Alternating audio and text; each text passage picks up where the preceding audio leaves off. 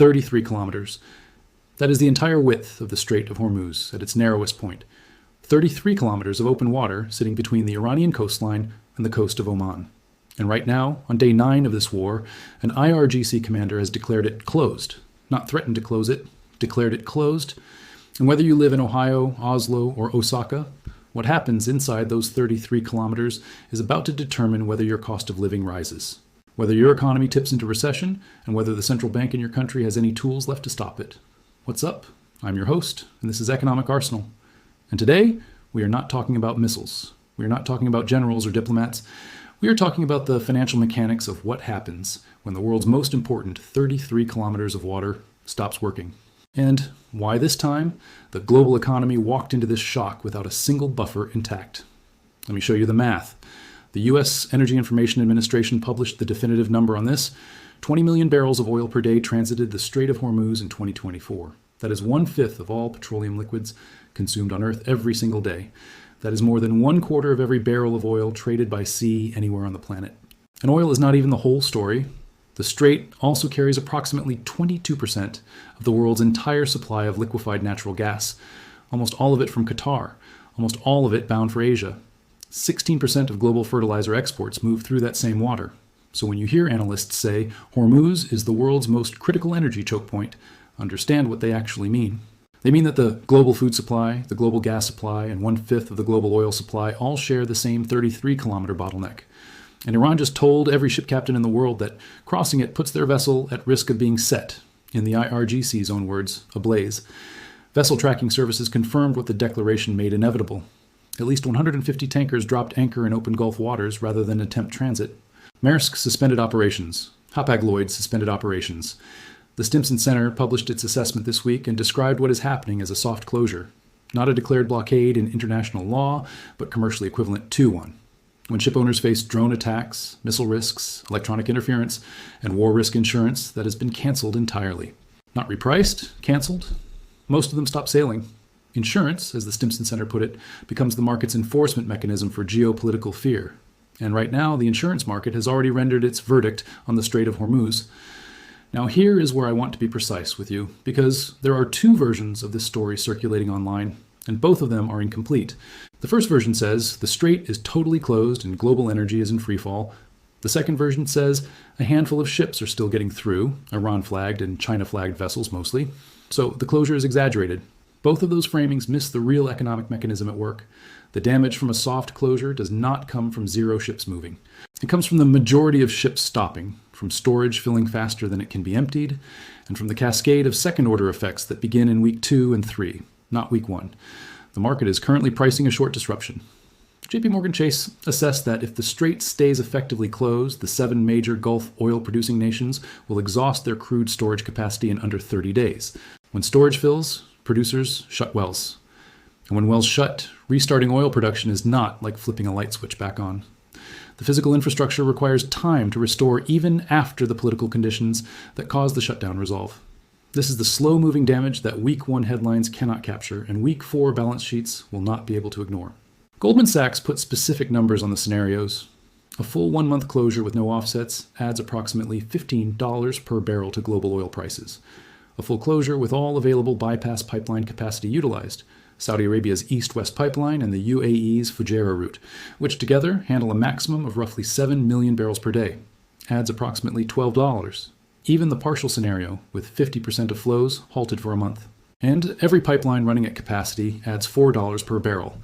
And here is the constraint that makes the bypass arithmetic fall apart under pressure. The strait normally moves 20 million barrels per day.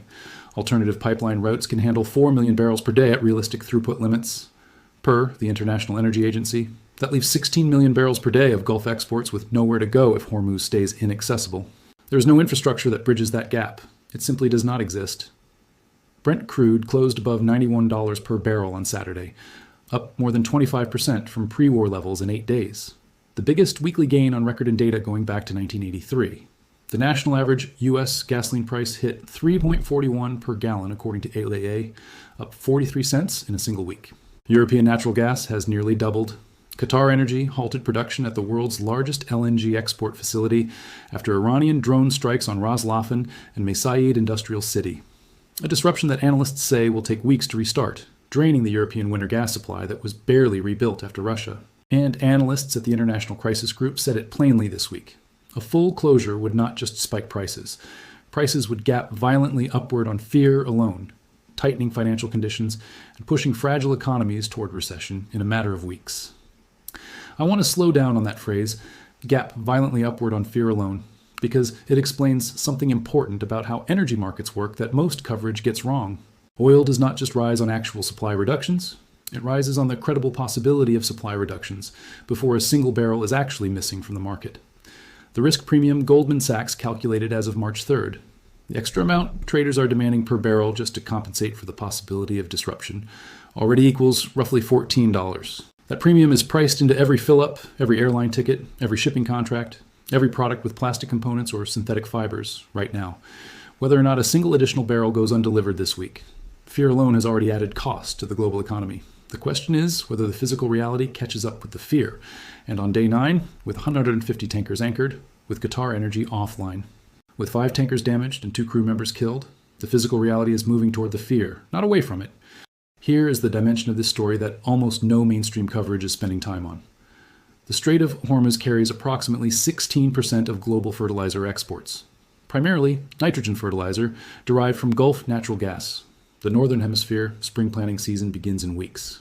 Farmers in South Asia, Europe, and the Americas need nitrogen fertilizer applied to fields before planting. That fertilizer is currently sitting in storage facilities on the wrong side of a closed strait. If it does not move in the next 2 to 3 weeks, it does not reach fields in time. And if it does not reach fields in time, it does not get applied. Crop scientists are not ambiguous about what that means for yields. Lower application in spring equals lower harvest in fall. Lower harvest in fall equals food price spikes in late 2026, not for countries that grow their own food, but for import-dependent economies of South Asia, North Africa, and Sub-Saharan Africa, already at risk of being pulled into deeper economic uncertainty as external shocks ripple outward. Egypt's president declared his country near an economic emergency. Bangladesh is already experiencing fuel queues and panic buying. The food shock from this war has not arrived yet. The fertilizer mathematics say it is scheduled. Now let me tell you what makes this moment genuinely different from every previous Hormuz crisis, because there have been threats before and the world absorbed them. The 1973 oil embargo, the 1980s tanker war, the 2019 seizures. Each time the global economy had some combination of the following shock absorbers available. Spare production capacity elsewhere, strategic petroleum reserve buffers, central banks with room to cut rates, supply chains not already stressed from prior disruptions, and only one major choke point under pressure at a time. Right now, in March 2026, the economy walked into this shock with none of those buffers intact. OPEC spare capacity exists on paper, but cannot reach global markets if the strait stays closed, because the spare capacity sits behind the choke point it is supposed to compensate for. The Federal Reserve is running 2.4% inflation with 92,000 jobs lost in February. Trapped between cutting rates to support employment and holding rates to prevent energy-driven inflation from becoming entrenched. Supply chains were already under stress from 2 years of tariff disruption before the first missile launched on February 28th. And this is the first time in history that both the Strait of Hormuz and the Red Sea are simultaneously inaccessible, routing every cargo ship that used to transit the Gulf or the Suez Canal around the southern tip of Africa, adding weeks to delivery times and thousands of dollars per container to shipping costs. Costs that get passed, eventually and without exception, to the consumer at the end of the chain. A supply chain expert told Axios this week that global supply chain linkages work like financial linkages. One small ripple in one place turns into a tidal wave elsewhere. Shipping costs can ripple across the globe and put upward pressure on costs, even for goods that have no connection to the Strait of Hormuz. That is the invisible mechanism of what is happening right now. The price of a Taiwanese semiconductor does not have an obvious relationship to the Strait of Hormuz. But the ship that was supposed to carry it from a Gulf distribution hub to a European factory is sitting at anchor, and the just-in-time production schedule at that factory has already started to slip. The economic loss from that slippage will not appear in any headline this week. It will appear in an earnings report in May. So where does this leave things honestly? I'm not going to tell you the global economy is finished. That framing is too simple for a situation this complex, and it is analytically dishonest. Markets have absorbed oil shocks before. The U.S. Strategic Petroleum Reserve exists for this scenario. Trump has authorized the U.S. Navy to escort vessels through the strait if necessary. There are mechanisms available that could ease the disruption faster than the worst-case models assume. But I am also not going to tell you everything is fine and prices will normalize on their own, because the data does not support that framing either. The storage clock is running, the fertilizer window is closing, the insurance market has rendered its verdict. QatarEnergy is offline, and the political conditions for de-escalation are not converging. They are diverging. What we are watching is not a temporary geopolitical premium that fades when the news cycle moves on. We are watching a structural stress test of the global economy's most important physical infrastructure, administered at the worst possible moment, with fewer shock absorbers than at any point in the last 4 decades. The outcome of that test is going to show up in your energy bill, in your grocery receipt, in your central bank's next rate decision, and in the GDP growth projections that get quietly revised downward. 33 kilometers of water, 1/5 of the world's oil, 22% of the world's LNG, 16% of global fertilizer. Day 9, no ceasefire visible. Share this video, because the economic story of this war is not getting the coverage it deserves, and the people watching commodity markets and supply chain data right now are significantly more alarmed than the political coverage suggests. I'll see you in the next one.